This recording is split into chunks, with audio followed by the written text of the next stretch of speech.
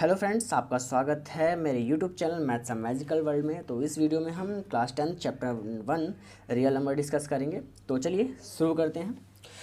जो आज हम करने वाले हैं, पहला टॉपिक जो हम करेंगे HCF फाइंड आउट करना। हमें क्या करना है? Find HCF।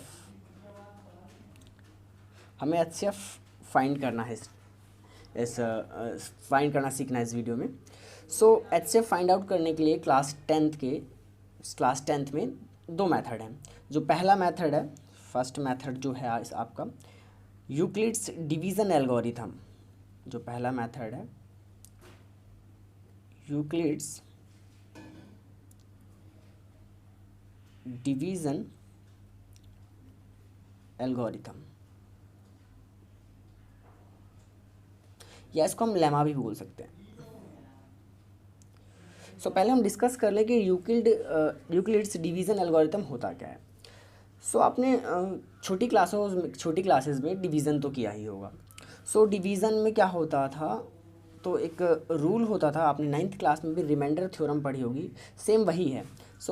Euclid division algorithm क्या होता है? जो आपका डिविडेंड होता है, डिविडेंड वो बराबर होता है डिवाइज़र मल्टीप्लाई में कोशिएंट और प्लस में रिमाइंडर। यही आपका क्या है? यही आपका यूक्लिड डिवीज़न लेमा या एल्गोरिथम है। तो हम क्या करते हैं, हम इन जो चारों मैंने लिखे हैं, डिविडेंड, डिवाइज़र, कोशिएंट, रिमाइंडर, इसको क्या करते हैं, एक सिंबल की फॉर्म में हम लिख देते हैं। जैसे डिविडेंड को मैं A मान लेता हूँ और डिवाइज़र को मैं मान लेता हूँ B, कोशिएंट को मैं मान लेता हूँ Q और रिमाइंडर को मैं मान लेता हूँ R। बेसिकली आपकी जो 10th क्लास की बुक है उसमें आपको इस फॉर्म में division algorithm, Euclid's division algorithm को इस तरह से दिखाया गया है। अब देखो R, क्योंकि यहाँ रिमाइंडर है, R क्या है?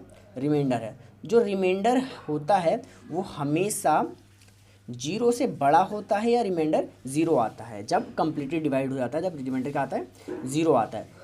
तो रिमाइंडर जो होता है या तो 0 होगा या 0 से बड़ा होगा, लेकिन हमेशा डिवाइज़र से छोटा होगा। इसका मतलब वो हमेशा B से छोटा होगा। तो ये क्या था हमारा? ये हमारा था यूक्लिड्स डिवीज़न एल्गोरिथम, या हम उसको लेमा भी बोल सकते हैं। आपने ये छोटी क्लासेस में किया है। तो इस डिवीज़न एल्गोरिथम का हम यूज़ करेंगे HCF को फाइंड आउट करने में। तो चलिए हम एक एग्जांपल लेते हैं HCF निकालने का बाय डिवीज़न एल्गोरिथम। पहला एग्जांपल हम ले लेते हैं। पहला एग्जांपल हमारा है 420 एंड 130। हम क्या करेंगे, 420 एंड 130 का हम HCF फाइंड आउट करेंगे। देखिए 420 एंड 130 का हम HCF कैसे निकालते हैं। हमें क्या करना है, हमें डिवीज़न एल्गोरिथम का यूज़ करना है। किसका यूज़ करना है? डिवीज़न एल्गोरिथम का यूज़ करना है। हमारा डिवीज़न एल्गोरिथम क्या है?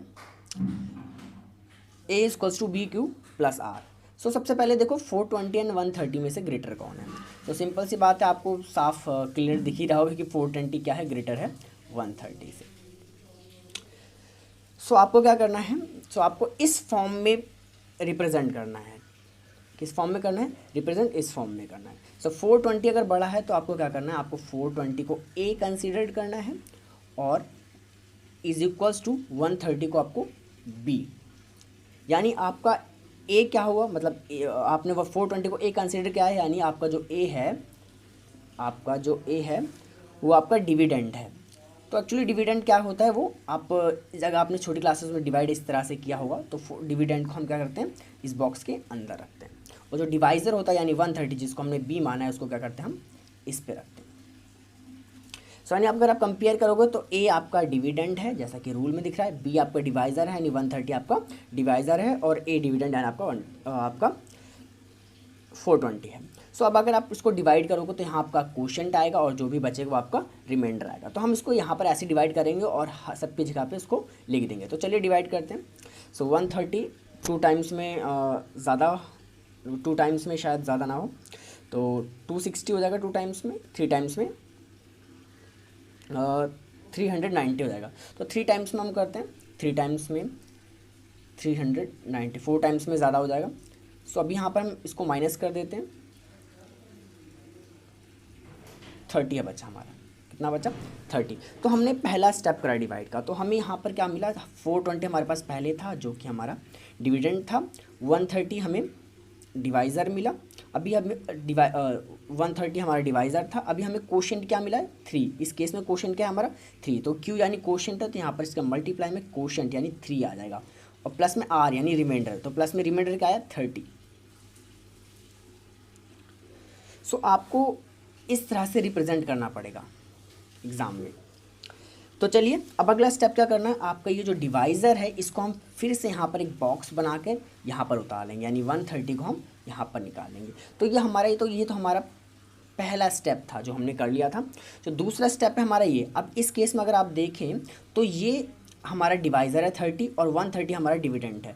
तो हम डिविडेंड को लिखेंगे 130, यानी डिविडेंड को लिखते हैं हम आगे एक ही जगह, फिर आएगा हमारा डिवाइज़र यानी 30, और अब यहाँ पर कोशेंट प्लस रिमाइंडर क्या आता है वो हमें डिवाइड करके हम देखेंगे। तो चलो करते हैं डिवाइड। तो ये 4 टाइम्स में जाएगा यानी 120, सो माइनस करोगे तो आपको यहाँ पर 10 मिलेगा, तो यानी आपको कोशेंट क्या मिला इस केस में 4 मिला। सो आप कोशेंट 4 लिख दो, और आपका रिमाइंडर क्या मिला आपको 10, यानी प्लस में आप 10 लिख दो। सो चलिए, तो ये आपका दूसरा स्टेप आपने ख़त्म कर लिया। ऐसा आपको कब तक करना है, जब तक रिमाइंडर जो है वो 0 ना आ जाए। तो चलिए करते हैं, फिर से आपको इस 30 को यहाँ उतार लेना है, ठीक है। सो फिर से आप देखेंगे तो इस केस में आपका जो 30 होगा वो डिविडेंड होगा, 10 जो होगा आपका वो डिवाइज़र होगा, ठीक है।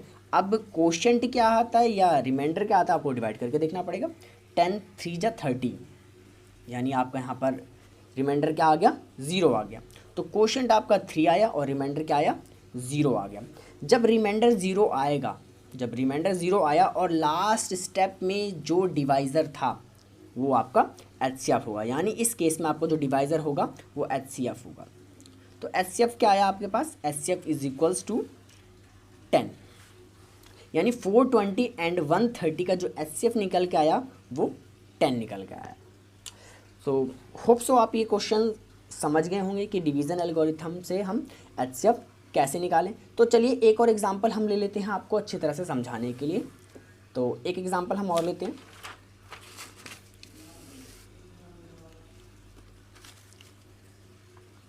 तो हम सेकंड जो एग्जांपल ले रहे हैं, सो हमारा सेकंड एग्जांपल है 135 एंड 225, यानी 225। तो हमें क्या करना है, इन दोनों का हमें HCF निकालना है। HCF हमें फाइंड आउट करना है डिवीज़न एल्गोरिथम से। सो चलिए हम इनका HCF फाइंड आउट करते हैं डिवीज़न एल्गोरिथम से। तो मैंने पहले से आप बताया था कि आपको देखना है कि इन दोनों में से ग्रेटर कौन सा है। तो 225 ग्रेटर दिख रहा है आपको 135 से, क्लियरली नंबर से आप पहचान ही सकते हो।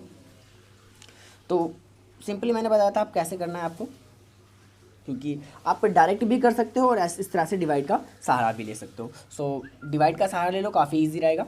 सो 225 ग्रेटर है तो इसको हम बॉक्स के अंदर रखेंगे, और 135 जो है स्मॉलर है, सो इसको हम बाहर रखेंगे। तो पहला स्टेप हम लिख देते हैं, डिवीज़न एल्गोरिथम हमारा होता है A equals to BQ plus R। So हमारे केस में A क्या है 225 डिविडेंड है, B क्या है 135, और Q यानी कोशेंट क्या आएगा डिवाइड करके देखते हैं, और R फॉर रिमाइंडर प्लस में क्या आएगा वो हम डिवाइड करके देखते हैं। सो चलिए शुरू करते हैं।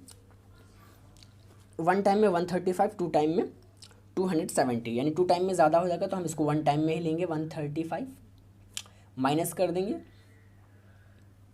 90 बचा। तो यानी हमने पहला स्टेप कर लिया। सो पहले स्टेप में हमारा कोशेंट आया 1 और रिमाइंडर आया 90। तो चलिए अगला स्टेप करते हैं। सो अगले स्टेप में हमें 135 यहाँ उतारना है। सो अगले स्टेप में हमें 2 चीज़ मिल जाती है, 135 हमारा डिविडेंड हो जाता है और 90 हमारा डिवाइज़र हो जाता है।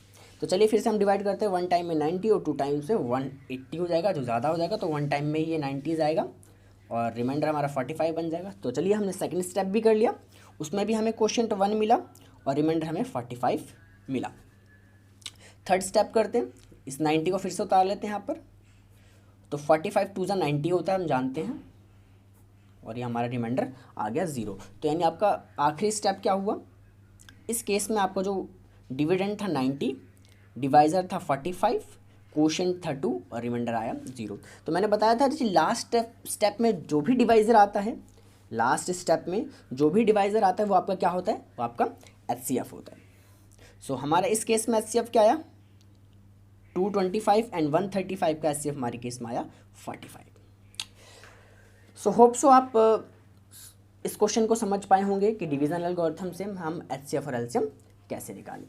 इस वीडियो से अगर थोड़ी सी भी हेल्प मिली हो तो प्लीज़ मेरे चैनल को सब्सक्राइब कर देना, वीडियो को लाइक कर देना, शेयर कर देना, ठीक है।